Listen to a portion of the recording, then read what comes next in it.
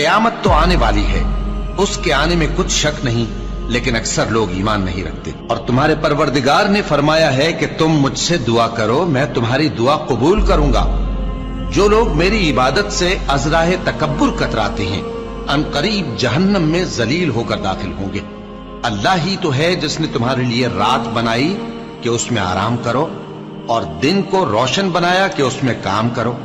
बेशक अल्लाह लोगों पर फजल करने वाला है, लेकिन अक्सर लोग शुक्र नहीं करते।